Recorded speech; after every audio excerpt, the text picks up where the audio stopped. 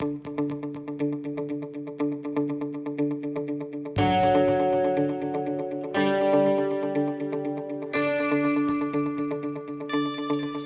so hi everyone, and welcome to today's webinar, which is our highlights of the NetSuite 2022.1 release, which is being released over the next few months. I'm Alan Miles, I'm the Sales Director for our NetSuite division at Eureka Solutions. Most of you probably know me, if not, nice to meet you. And yeah, I'll be taking you through our highlights of the new release today. What we'll do first of all is just give an overview of the release process.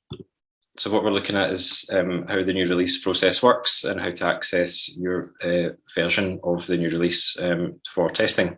And then we'll run through the top 10 highlights. So in terms of the process, all of our NetSuite customers would be scheduled to be upgraded in the next 3 months between February and April. There's one phase per month, and each customer is assigned one of those phases, and they're normally carried out in the middle of each month. Your exact update date would be provided 3 weeks in advance, so you'll be confirmed from your NetSuite account and an email to say what your upgrade date is going to be. In the meantime, you can use the new Release Portlet to get a feel for what's included in the upgrade. The date will appear there eventually, and then you can access all the documentation that relates to the upgrade as well. So to add that to your dashboard, you can click on Personalize and then New Release, and that adds the portlet onto your dashboard with all the links to the features. If you want to access your release preview, which is your account in the new version for testing, then you can access that. If you're an administrator, you can request that from the setup menu, go into Company and then Release Preview, and you can use that from now until your upgrade date to test out any processes or customizations, all the new features, or you wait for the upgrade to go through. One thing to point out is the features that are in the release notes at the moment and the ones we mentioned today may be subject to change, just in case they don't make it into the final version of the upgrade. So some things may be taken out or some new things may be added as well if they make it in time. So the release notes that are published by NetSuite are reviewed weekly with any amendments.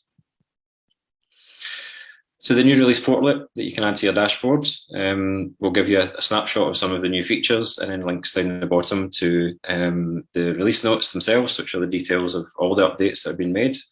Sneak peeks will give you highlights, which are broken down into different industries and functionality. And then there's some other resources as well, like test plans and training guides as well. At the top right there, you'll see the phase that you've been assigned to. So see in this version here, we've been assigned to the mid-February phase, which is phase 1 of 3. And we've also been given a date because it's within the 3 weeks, which is the 18th of February. So that will appear once you've been given the specific date for your upgrade. So we'd encourage you to activate the release preview and test any functionality, whether it's existing or new. So now on to the top 10 feature highlights. So we've taken the release notes and the training sessions that we've been through on the new version and summarised what we think the main features are to take notice of, and try to highlight ones that apply to lots of different types of businesses as well, rather than any specific features for one industry or vertical. So number 10 relates to service businesses. And this is the Project 360 dashboard. So already in the system, if you use the project management functionality, you can have a project dashboard. This is an upgraded version of it, which will give project managers the opportunities to analyze projects, a workspace for controlling and managing projects.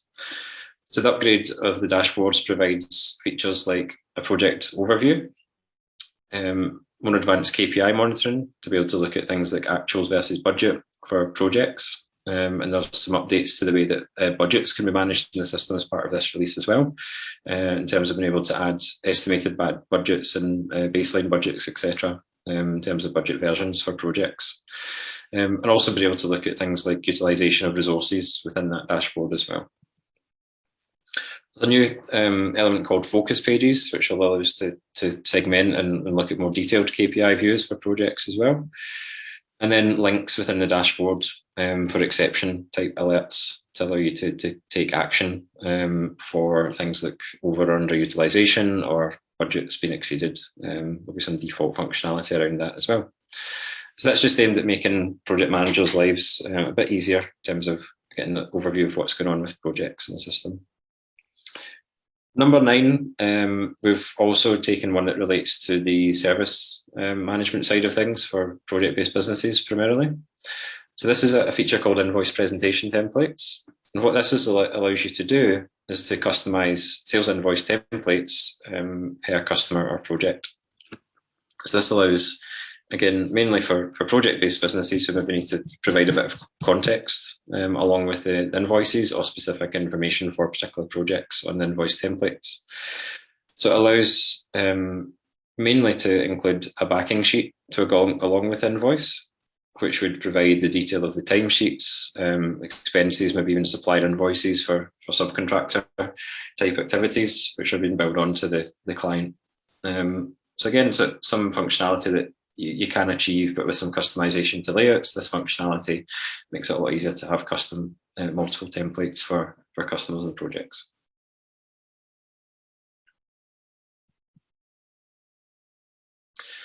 And moving on then to number 8, which is a more generic feature, which is the ability to import employee expenses into the system. Now, at the moment, there is an option to import full expense claims into the system as a transaction, but there's also an option to import credit card transactions into an area of the system called imported employee expenses.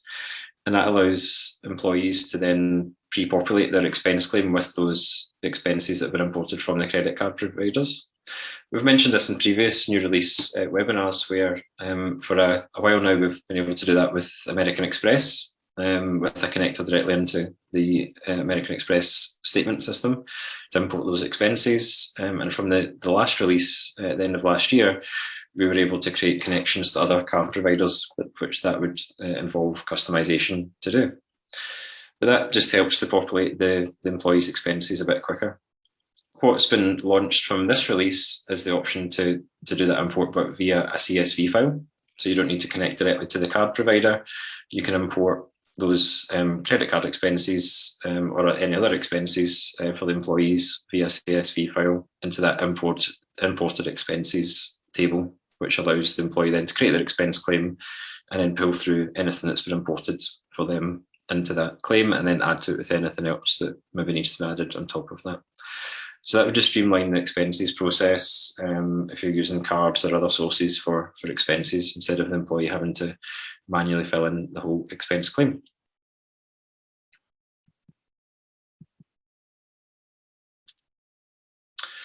With number 7, we're looking at Suite People. So anybody who attended the last new release webinar that we did back in September, we had a little bonus slide in there about the Suite People module, which is NetSuite's HR solution, having finally been launched into the UK.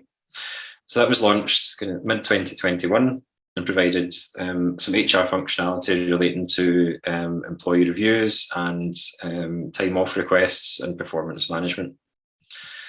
In 2022.1, there's going to be some enhancements to this module, and that includes mostly around the performance management side of things. So there'll be some advanced options for being able to schedule performance reviews. So that allows you to set regular, so every month, every 6 months, or relative dates. So it could be a year after joining the company, for example. So it allows you to set the schedules and be reminded about those and schedule them automatically instead of manually. There's also now a manager digest feature, which means that any managers in the system can have a monthly email sent to them on the first Monday of the month, which summarises team achievements for the previous month. And that ties into the goal management functionality and performance management functionality. So it sends a summary to the managers for their team, summarising any goals that have been achieved or progress towards the goals, any areas of focus which have been looked at. So that's part of the goal setting to give people areas of focus, and then performance reviews as well. So any completed performance reviews within the last month. So that's just broadcasting information out to the managers to give them a picture of everything that's happened with their team.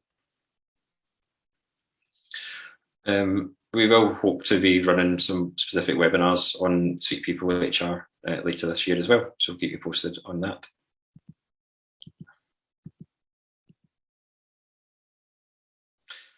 Number 6 then relates to inventory management. So anybody who's using the system for stock management and order management, then there are various enhancements in the latest release. The key ones that we picked out, first one would be supplier performance analysis. So what the system is going to do now is use artificial intelligence to analyze the performance of your suppliers in terms of deliveries of their products. So the system will start to apply scores to suppliers, which will be calculated based on transaction analysis of their delivery times of their purchase orders. The analysis of the transaction will also be used to calculate how many days late the system thinks each supplier will be when they deliver the POs, or early, depending on their default lead time. But this is aimed at warning you when you're doing your buying or forward planning that you might need to consider placing orders earlier or also using alternative suppliers. So the supplier performance is something that's available when you're raising POs for suppliers. You'll be able to have visibility of those scores that have been assigned to the system and how much this predicts that the supplier is going to be late when they deliver the products to you. So supplier might give you a lead time of 14 days, but the system might calculate that historically they've actually delivered in 21 days. So that therefore you know that you should predict that that should be a week late than you think it's going to be. The other inventory management feature I wanted to highlight was the supply allocation pop-up.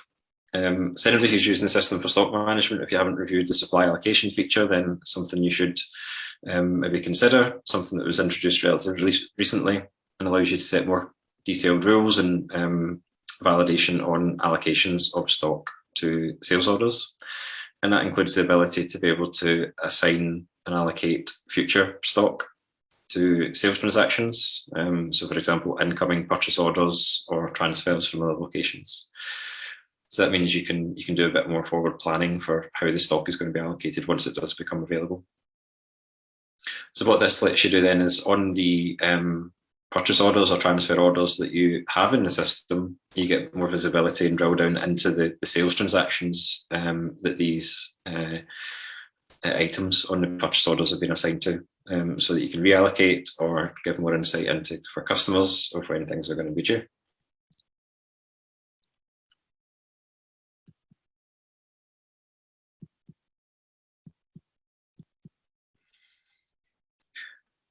Now, number 5 is an important update to the Analytics Workbooks feature. We have done specific webinars on this feature, which are available on our YouTube channel to watch again. So the Analytics Workbooks is your analytics reporting functionality that allows you to create pivot tables and charts and pull them through onto your dashboard or use the workbooks for advanced reporting. These are continuously being updated with lots of features in every release. And one that we've been waiting for a little while is the ability to analyze data that isn't necessarily in the same tables or related to other information. So what this feature allows you to do is take what you can do at the moment, where you can actually include multiple data sets. So for example, all your transactions, all your budgets, all your employee information could be reported on within the same workbook in the system, but not visualized into one chart or dashboard together, unless we do some scripting to join all that information together. So that's customization that's needed. With 2022.1, this will allow users in the user interface to create their links between those data sets to be able to combine figures into one chart or one pivot table in a workbook. So this is something we've been asked for a few different use cases. It tends to be one of the following 2 things, which should be usually analysing actual versus budget figures, potentially analysing multiple budgets. That's something we're going to test with this when we get access to it. So that means we could have a pivot table, for example, that is comparing actuals versus budget versus forecast potentially once we've tested that out by combining those multiple data sets. You may also want to compare some financial and non-financial data in a more detailed way. So employee information or customer service information from the cases or things like that versus financial information to do some more statistical analysis and financial analysis based in statistics. So this is although quite a small thing, is very powerful in terms of providing a bit more detailed reporting and insights.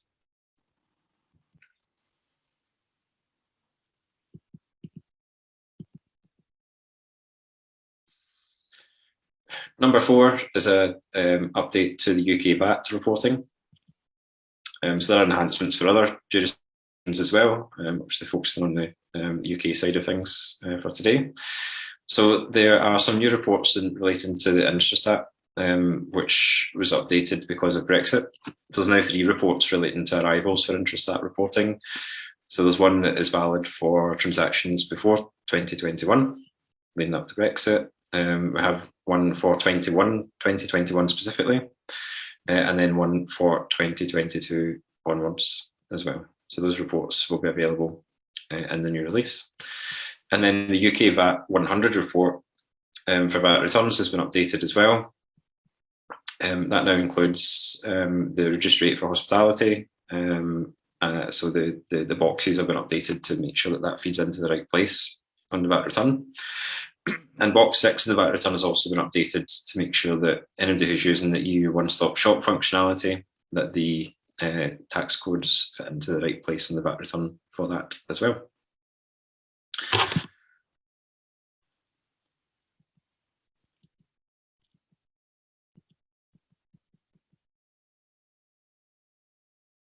Okay, so number 3 comes with a bit of caveat. We've included this because you may notice it in the release notes that this is mentioned as a feature, but is currently a pilot with a limited selection of customers and is only available to certain customers, and the information on the exact process is still quite limited at this point. But what this is moving towards is as part of the move onto Oracle's infrastructure. So any new customers that signed up probably in the last couple of years are already on, or should already be on Oracle's cloud infrastructure in terms of their data center. Previous to that, the systems are on NetSuite's own infrastructure. With the last couple of releases, customers have been able to reschedule maintenance type tasks, which at the moment are 3 things. It could be a database upgrade, which tends to happen once a year. The move itself, so once you're scheduled to move from NetSuite's data center over to Oracle's, then you'll be able to control the date of that. And then any sort of routine scheduled maintenance, like bug fixes or updates, there'll be an option to get into your menus within NetSuite, see the date that it's scheduled for, and change that. So that's the current functionality. With the new release, then it's mentioned that some customers will have an option to reschedule their main upgrade, and that is only for customers that are already on the Oracle data center infrastructure. It is also by invite only. So we aren't aware of any of our customers that have had the invite, but if you have had it, then please let us know. But that, again, would allow you then to look at your main upgrade date that's been scheduled and review that date and change it. What we don't know at this point is that because at the moment you can only do that if you're on a premium data center tier, which some of our customers do have. So only those customers at the moment are allowed to reschedule upgrades. So we are waiting for confirmation from Oracle whether this will be extended to all customers once they've moved on to the Oracle infrastructure, and we'll let you know. As I say, this is something that has been sent out to selected invited customers, so it doesn't apply to all customers at this point.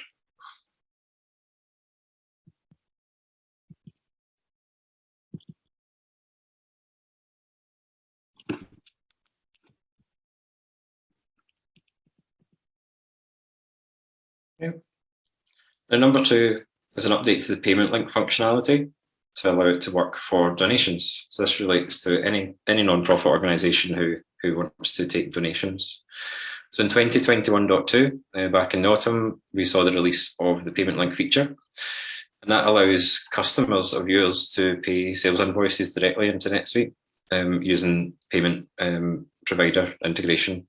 So that provides the customer with a link they can click on, which takes them to an online checkout page where they can pay the invoice using a credit card or PayPal payment gateway. And the payment is then automatically applied to the invoice in NetSuite. So that is available now, can be implemented, but this has been extended from the new release to cover capture of donations for non-profit organisations. And what this will entail is a payment link that is generated from NetSuite, which doesn't need to be associated with an invoice. It just can be added to your website or sent out in emails. And then it will allow donors to pay online, so they can choose their amount, they can choose the payment method, and they can also be set as a one-off donation or a recurring donation, so a certain monthly payment, and can also be tagged to specific programs or initiatives. So if you have projects or programs that are running, then you can associate the donation with that when they make the payment. So it's a really nice feature for anybody who wants to be able to automate the payment generation from within NetSuite.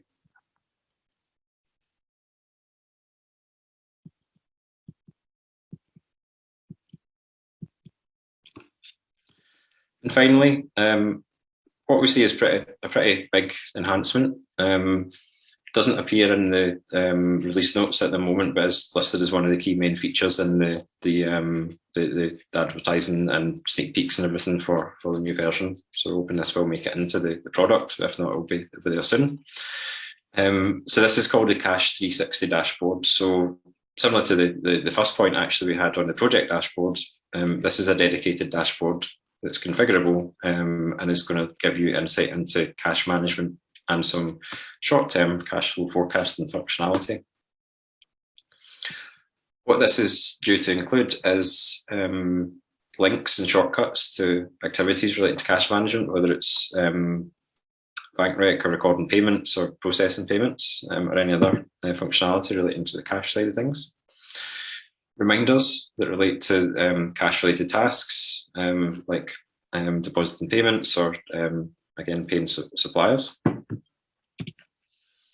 It'll give us an insight into current balances, accounts payable, accounts receivable. So you may be thinking that's all stuff that you can have in your dashboard at the moment.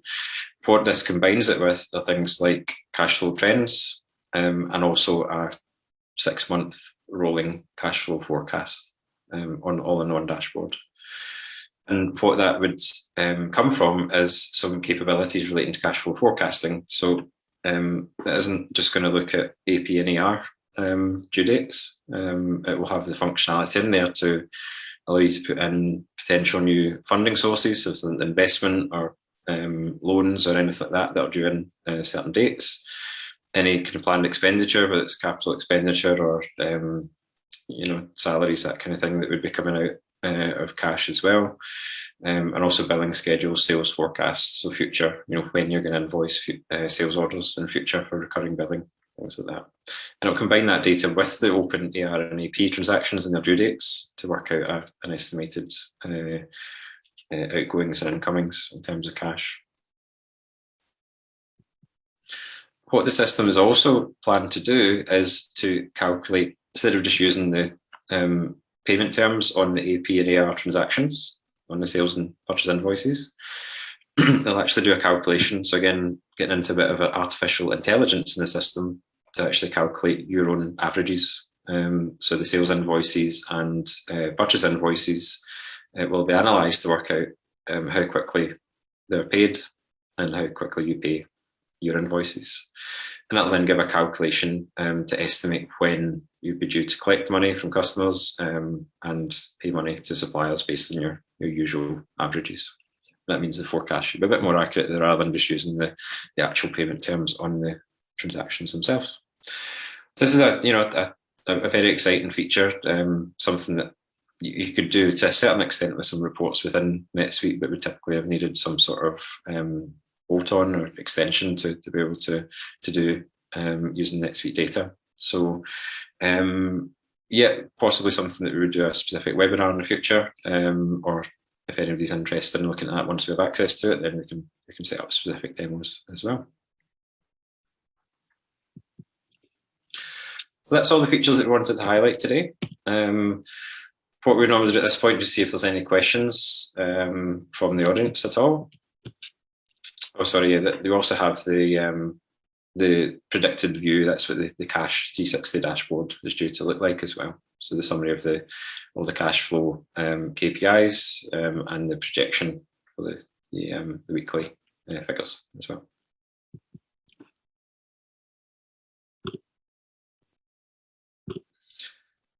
Okay, so I can't see any questions in the panel. If any attendees have any questions, we'd be happy to take them if you just put them into the Q&A. You should have a link at the bottom of your screen to ask the questions. While anybody's thinking of or posting the questions, just a reminder, the release preview does need to be activated, so we'd encourage you to do that. And if any of the features you've seen today or see in the release notes that you think might be relevant and you want to look into in more detail, then please contact your account manager, who would be happy to discuss them with you. As I mentioned before, we don't get access to be able to demonstrate the features until after the upgrades have started going through for our demo accounts, but we're happy to discuss how they might work, and also look at using your release preview as a potential testing area for new features as well.